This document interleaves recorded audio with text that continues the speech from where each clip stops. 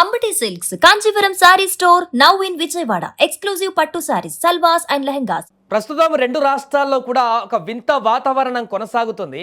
హైదరాబాద్ నగరంతో పాటు తెలంగాణ, ఆంధ్రప్రదేశ్లో కూడా ఒకవైపు ఎండ భారీగా వడగాల్పులతో పాటుగా ఊహించని విధంగా వస్తున్నటువంటి వర్షాలు ప్రజలందరినీ కూడా కొంత అయోమయ స్థితులకు దారితీస్తున్నాయి.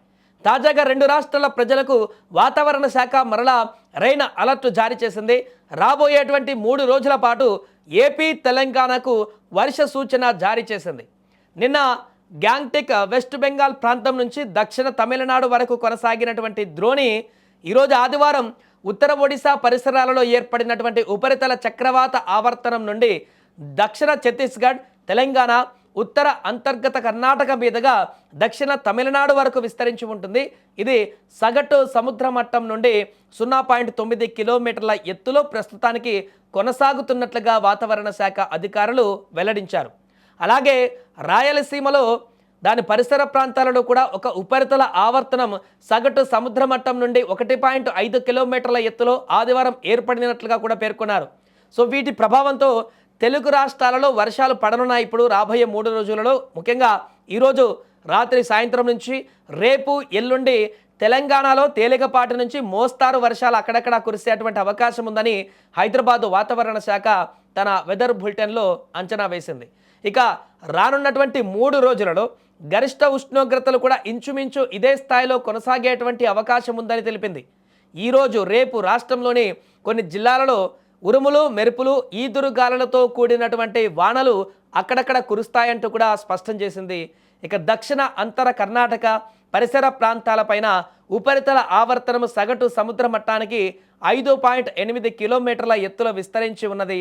ఇక దీని ప్రభావంతో ఏపీలో కూడా 3 రోజుల పాటు వానలు కురవనున్నాయి. తేలికపాటి నుంచి ఓ మోస్తారు వర్షం లేదా ఉరుమలతో కూడినటువంటి జల్లులు 1 లేదా 2 చోట్ల కురిసేటువంటి అవకాశం ఉందని అమరావతి వాతావరణ శాఖ స్పష్టం చేసింది. ఈదురుగాలులు గంటకు 40 నుంచి 50 కిలోమీటర్ల వేగంతో వీస్తాయంటూ కూడా హెచ్చరించింది. ఇక కోస్తా ఆంధ్రప్రదేశ్, యానం, రాయలసీమలో రాగల 5 రోజులలో గరిష్ట ఉష్ణోగ్రతలు నమోదులో గణనీయమైనటువంటి మార్పు లేదని పేర్కొంది. కాగా తెలుగు రాష్ట్రాలలో వాతావరణం మారుతుంది. భిన్నమైనటువంటి వాతావరణ పరిస్థితులు నెలకొంటున్నాయి. ఎండలతో పాటు ఊహించని విధంగా వస్తున్నటువంటి వర్షాలు ఆకస్మాత్తుగా కురుస్తున్నాయి.